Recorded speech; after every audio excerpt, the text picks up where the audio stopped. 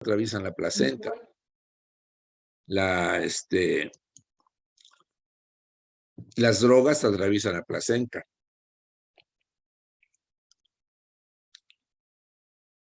La glucosa,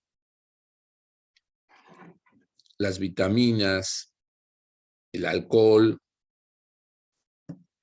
van a atravesar la placenta.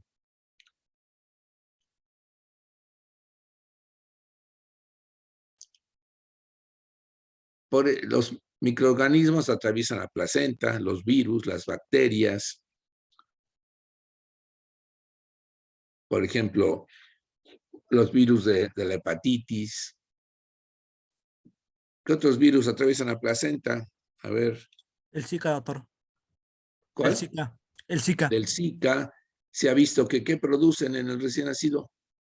Microcefalia. Hidrocefalia. Microcefalia. ¿Qué otros virus atraviesan la placenta? Uno que está de moda. El COVID. El COVID. Atraviesan la placenta muchos microorganismos. La espiroqueta de la sífilis atraviesa la placenta. Por eso hay casos de sífilis congénita en el recién nacido. Porque la espiroqueta, anteriormente se decía que atravesaba la placenta hasta después de las 20 semanas. No es cierto, se ha visto que hay casos en que atraviesa la placenta mucho antes de las 20 semanas. Y por eso decían que no había peligro si una mujer tenía sífilis antes de las 20 semanas, que aunque se le diera el tratamiento después, pero no. Cuando se detecta una paciente con sífilis al inicio del embarazo, hay que dar tratamiento de inmediato. Entonces, por ejemplo, el feto, como decir, no tiene pulmones, pero los alvéolos están colapsados. No se puede realizar ahí la oxigenación de la sangre. ¿Cómo se llama esta oxigenación de la sangre en los alvéolos? Hematosis. Maternos. La hematosis, no se puede realizar la hematosis. Entonces, la placenta realiza no una hematosis, pero un mecanismo semejante de intercambios, no a nivel del alvéolo, sino a nivel de las vellosidades. La madre aporta oxígeno y el feto dióxido de carbono. El eritrocito fetal tiene mayor afinidad por el oxígeno mayor afinidad por el oxígeno. Tampoco tiene un riñón. Tampoco tiene, un riñón. Tiene riñones y orina el feto. Gran parte del líquido amniótico está formado por la orina fetal. El feto está orinando constantemente. Pero los productos del catabolismo proteico, sobre todo la urea, la creatinina, el ácido úrico, no pueden salir al exterior. ¿Y cómo se deshace de estas sustancias? Como mencionó Belina, pues a través del paso de esas sustancias de la circulación fetal a la circulación materna. Y se van a eliminar la urea, la creatinina, el ácido úrico, o van a pasar hacia la madre, que los va a eliminar también por el riñón, por la orina, pero el feto no puede efectuar esto. Entonces, la placenta tiene múltiples funciones, desde como producir hormonas, como nos dijo Belina. Hay sustancias que la atraviesan fácilmente, como la glucosa. Si la paciente es diabética o tiene una diabetes gestacional y tiene una glucosa muy elevada, también el feto va a cursar con una hiperglicemia. Ahora, hay sustancias que no atraviesan la placenta, como la insulina por su alto peso molecular. Pero, por ejemplo, algunos hipoglicemiantes orales sí atraviesan la placenta. Y entonces, con esos hipoglicemiantes hay mayor riesgo de que el feto vaya a presentar una hipoglicemia. Claro, si una paciente nos excedemos en el uso de insulina, pues también va a bajar mucho la glucosa y va a presentar el feto una hipoglicemia. Pero no porque se reduzca el paso de la insulina, de la glucosa no porque la insulina disminuya la glucosa fetal, sino porque disminuye la glucosa materna, ya no hay paso hacia el feto. Entonces, la placenta tiene muchísimas funciones.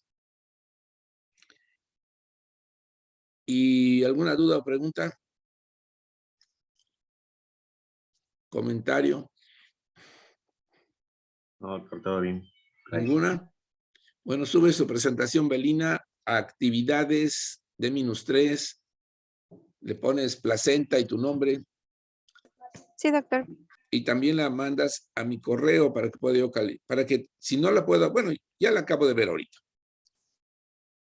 Ya las puedo calificar porque me faltaba había un cuadro donde si no estaba no he podido calificarlos. Ya me están subiendo ahorita, ya los puedo calificar a partir de ahora. Los que ya expusieron, suban sus presentaciones, porque si no ya después no me acuerdo ni cómo subieron, si bien o mal, y a lo mejor estuvieron muy bien y les pongo muy mal. Súbanlas de una vez. Súbanlas de una vez. Los que ya expusieron, ya súbanlas. Los que no han expuesto, pues no. Bueno, ¿alguna duda, pregunta, Ismael? ¿No? No, doctor. A ver, permítame, porque creo que tengo una llamada, a lo mejor es de la facultad. Permítanme.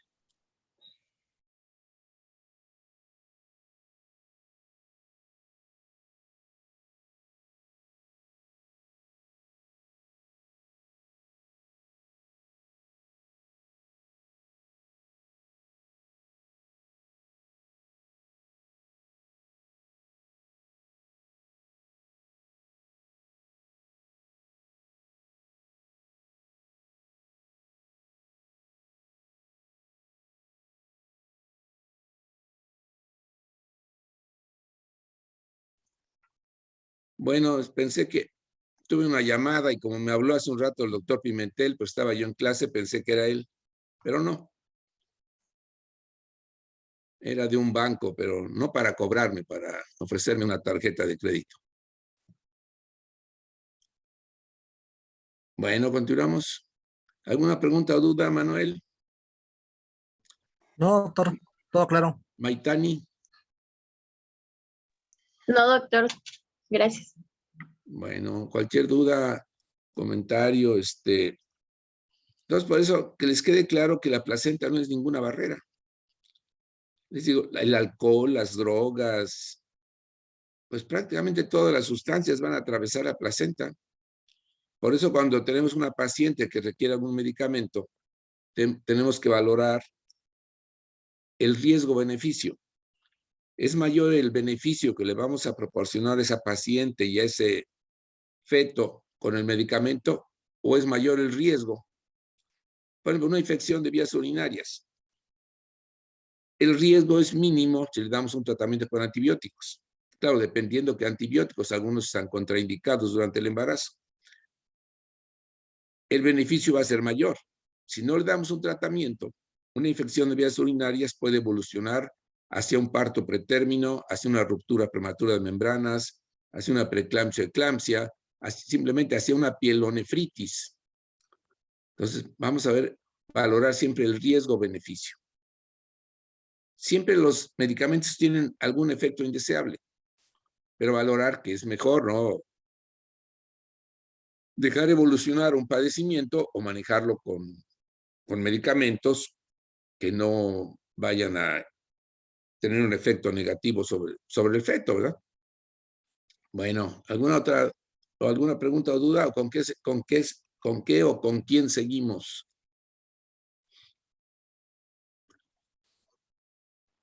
Seguimos con la fisiología del embarazo, pero me va a ayudar a presentar mi compañero Yair Osorio, porque no puedo entrar desde mi computadora. Bueno, Doctor, una pregunta. sí. Bueno, tenía una duda acerca de lo que habían comentado del trofoblasto extravelloso e intravelloso que rodeaban las arterias espirales, como mencionaba. Ajá. En estos casos, cuando no, usted había mencionado que hay ciertos casos en los que no se llega a formar adecuadamente alrededor de las arterias para generar esa vasodilatación. En ese caso, ya se considera como que un criterio para interrupción del embarazo, O en este caso, algunos vasodilatadores podrían ayudar a mejorar la circulación. No, en ningún caso se va a considerar la interrupción del embarazo, porque esto es en las primeras semanas del embarazo. Y es el trofoblasto, el endovascular, más bien, no el que está por fuera de las arterias. Es el endovascular, el que va a invadir o a sustituir la capa muscular de las arteriolas. Acuérdense que las arterias tienen 3 capas. ¿Cuáles son esas capas? A ver.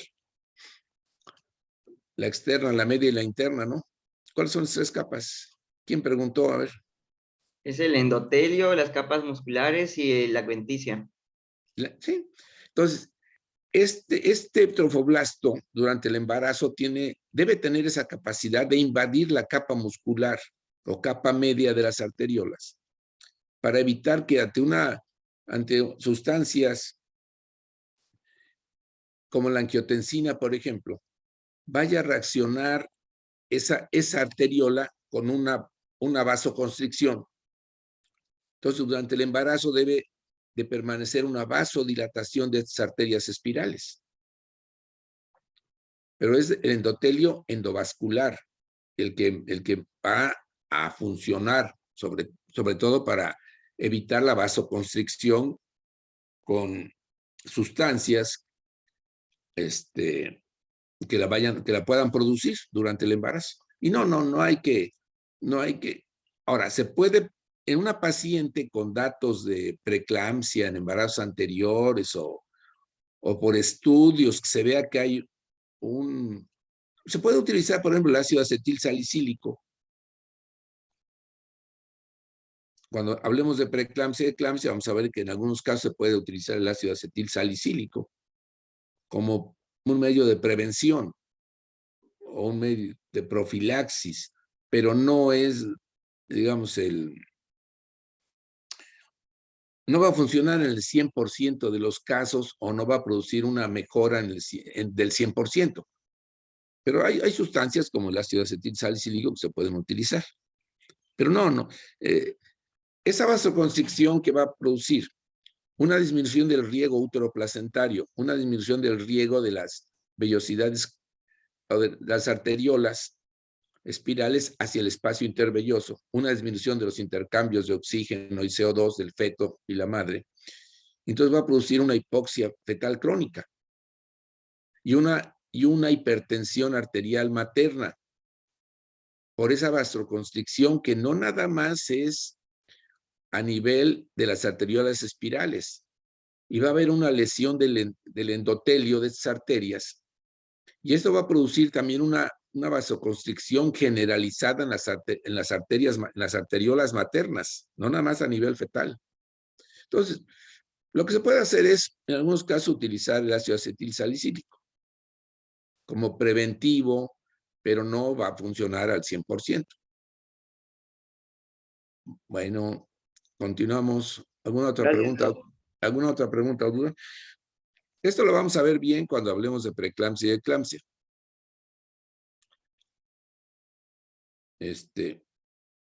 Continuamos. ¿A quién le toca?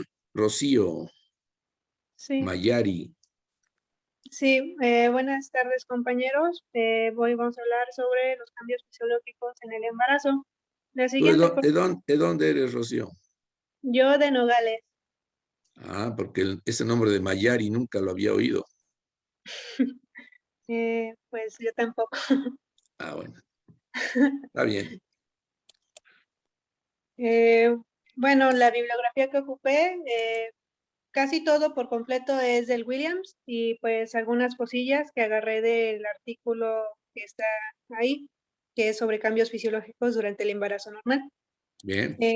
La siguiente, por favor.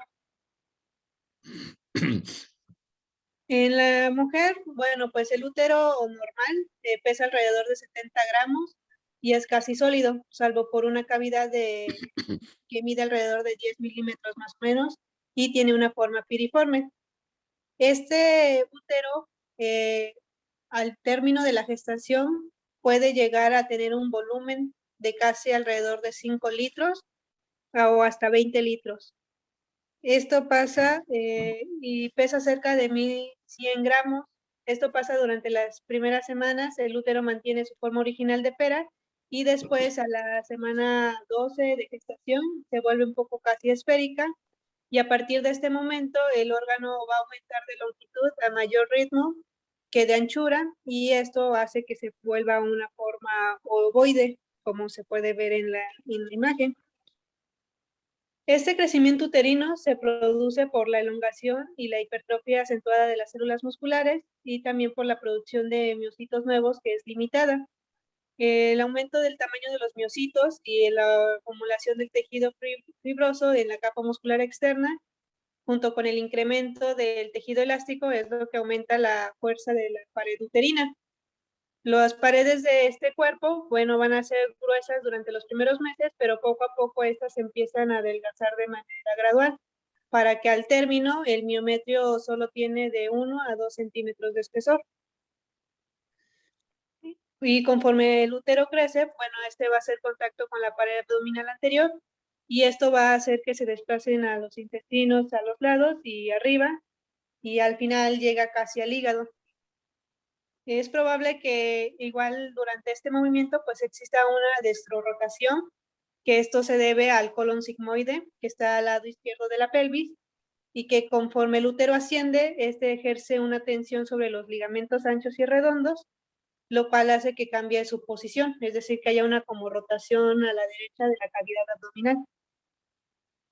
Después de las 12 semanas de gestación, este aumento del tamaño uterino también va a tener presión que se va a hacer sobre todo por la presión que va a ejercer el producto. Y pues tenemos que la musculatura uterina está dispuesta en 3 estratos, que ya habían dicho que era la capa externa, parecida a un capuchón, que se arquea sobre el fondo y se extienden los diversos ligamentos. Una capa media, que esa es la que está formada por una red densa de fibras musculares perforadas en todas las direcciones por vasos sanguíneos, como se ve en la imagen, que esta pues va a ser la mayor parte de lo que es la pared uterina, y esta tiene una curva doble, por lo que al ser entrelazado las dos fibras, tiene una forma parecida a un 8, que se ve en la parte de la imagen. Esta disposición de 8 es importante porque cuando las células se contraen después del parto, esto ayuda a que se constriñan los vasos sanguíneos penetrantes y así actúen como si fueran unas ligaduras. Y también pues está la capa interna, que estas son las fibras semejantes a los esfínteres alrededor de los orificios de las trompas de falopio y el orificio interno del cuello uterino. La siguiente, por favor. Bueno, el útero, como mencionas, pues tiene un peso de 60 a 70 grados en una mujer no embarazada y la capacidad, su capacidad de contenido, pues es igual o menor a 10 mililitros. Al final del embarazo, el peso del útero en promedio va a ser de 1 kilo. Algunos autores hablan de 1 kilo 100 gramos, pero promedio 1 kilo. Y la capacidad puede ser desde 5 litros o más, 10, 15, hasta 20 litros, sobre todo en el útero se puede distender tanto como un globo. Entonces, puede tener una capacidad de 5 o 6 litros en promedio. Por ejemplo, 3,5 kilos del niño, medio kilo de la placenta y 1 litro de líquido amniótico, ¿cuánto sería? 5 litros o 5 kilos. Pero en ocasiones cuando hay demasiado líquido amniótico, cuando hay un polihidramnios, hablamos de un polihidramnios cuando hay más de 2 litros de líquido amniótico. Y hay pacientes que tienen 5, 6, 7, 8 o más litros de líquido amniótico y ese útero se distiende completamente. Sus fibras se elongan, claro, se va a adelgazar, ese miometrio se adelgaza muchísimo. O por ejemplo, también en el caso de un embarazo múltiple. Esto es normal, esas fibras musculares van a sufrir una hipertrofia y bueno,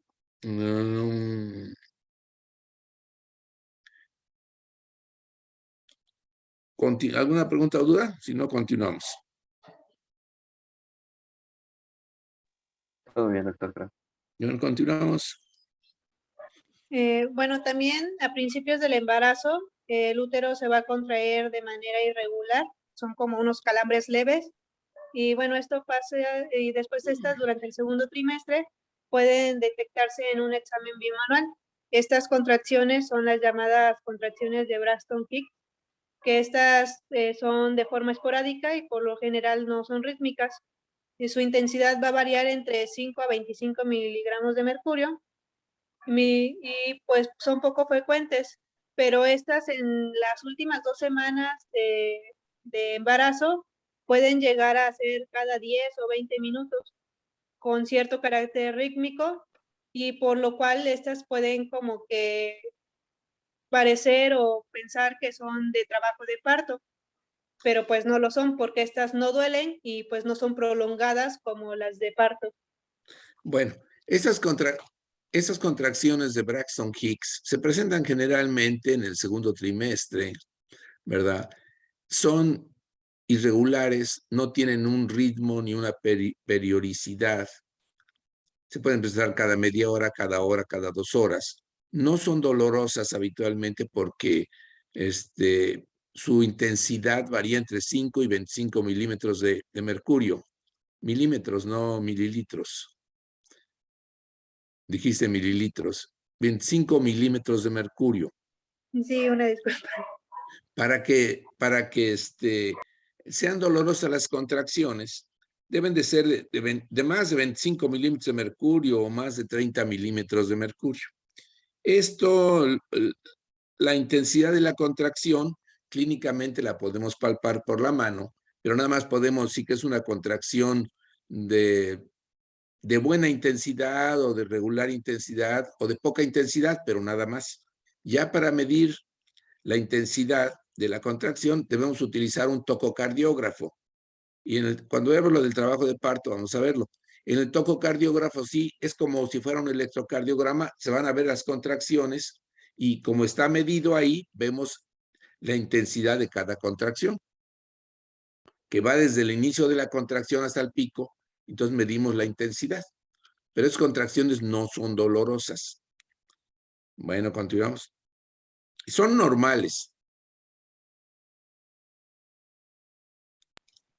Sí, gracias, doctor. El flujo sanguíneo uteroplacentario va a aumentar de manera progresiva durante el embarazo y estas estimaciones varían de 450 a 650 mililitros sobre minuto cerca de término. Esto pasa por la vasodilatación, que en parte es por la estimulación estrogénica, tanto del 17 betaestradiol, que va a producir una vasodilatación de la arteria uterina y va a reducir la resistencia vascular uterina, y también por la estimulación de la progesterona y la relaxina, que estas van a contribuir al descenso distal de la resistencia vascular materna conforme se avanza la edad gestacional. Por lo cual, pues el diámetro de la arteria uterina se duplica a las 20 semanas, y esto, pues, recordemos que el flujo sanguíneo en un vaso aumenta en proporción al radio elevado a la cuarta potencia. Por lo tanto, si hay un ligero aumento en el diámetro de la arteria, pues también va a haber una capacidad enorme de elevar el flujo sanguíneo. Y pues las fuerzas de cizallamiento endotelial, lo que es el estrógeno, el factor de crecimiento placentario, el factor de crecimiento endotelial vascular, van a aumentar el óxido nítrico de la sintasa endotelial y la síntesis del óxido nítrico, que pues recordemos que el óxido nítrico tiene una función clave en lo que es la regulación de este proceso porque es un vasodilatador, lo cual pues va a hacer que haya una resistencia vascular, y también va a haber una resistencia vascular a los efectos vasotensores de la angiotensina 2 y la noradrenalina, que estas pues van a aumentar el flujo sanguíneo uteroplacentario. Bueno, esa resistencia vascular se refiere a que no hay una vasoconstricción a estas sustancias, la angiotensina 2 y la noradrenalina. Es decir, normalmente una arteria pues va a reaccionar a estas sustancias con vasoconstricción, pero aquí por lo que vimos, lo que sucede en las arteriolas espirales, no va a suceder esa vasoconstricción secundaria a sustancias como la angiotensina y la noradrenalina. Es decir, el embarazo se va a caracterizar por una vasodilatación de la arteria uterina y de todas las arterias espirales en condiciones normales. Bueno, continuamos, Rocío. La siguiente, por favor. Bueno, un mes después de la concepción, el cuello uterino va a empezar a tener un ablandamiento y una cianosis notable, lo cual va a ser debido al aumento en la vascularidad y el edema de todo el cuello uterino. Esto junto con hipertrofia e hiperplasia de las glándulas cervicales, que pues las células mucosas endocervicales van a producir un abundante moco adherente, que va a obstruir el conducto cervicouterino, y que estas son ricas en inmunoglobulinas y citocinas. Entonces van a funcionar como una barrera inmunitaria que puede proteger el contenido uterino contra la infección. Este tapón mucoso, si al principio, bueno, se puede expulsar al principio del trabajo de parto. En la mayoría de las embarazadas, si este moco se extiende en un portaobjetos para verlo, va a producir una cristalización característica como la de la imagen, en donde se va a ver una formación de cuentas a causa de la progesterona.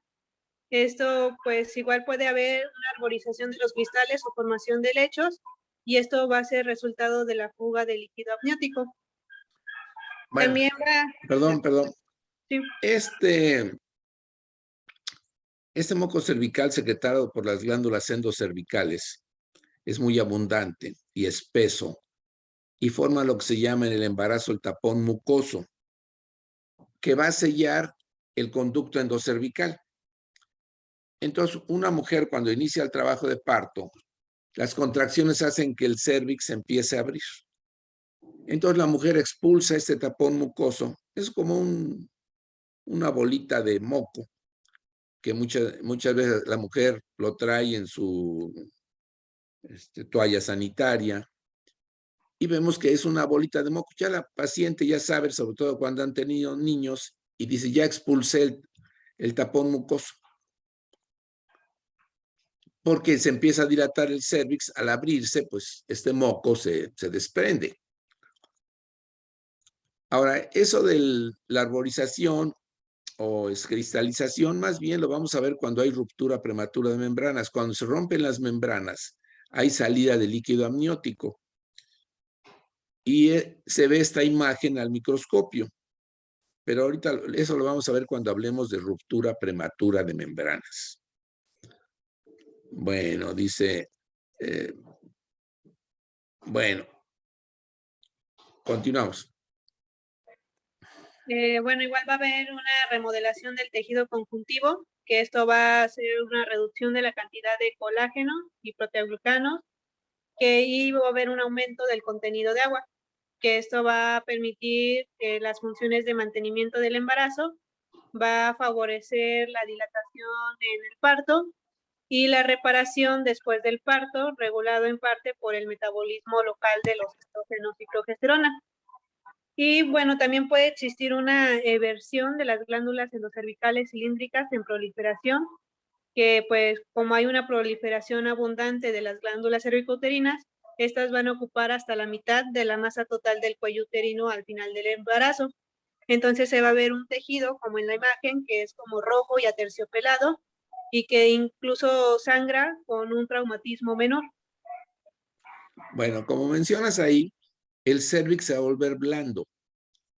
Por eso mismo de aumento del contenido de agua, la remodelación del tejido conjuntivo, la disminución del colágeno, los proteoglucanos, hacen que ese cérvix se vuelva blandito.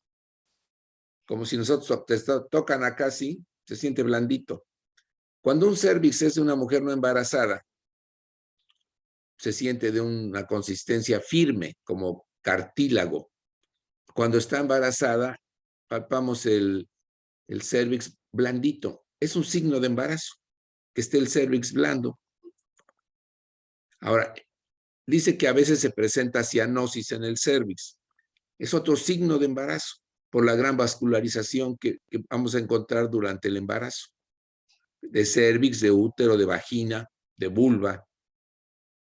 Aquí no se ve porque no es un cervix seguramente de una mujer embarazada, pero vemos que alrededor, si pones tu cursor o ahí alrededor, ese es el epitelio del exocervix. Y vemos que es un epitelio, bueno, es un epitelio escamoso estratificado, no queratinizado. Claro, aquí no lo vemos porque solo se ve en un corte histológico.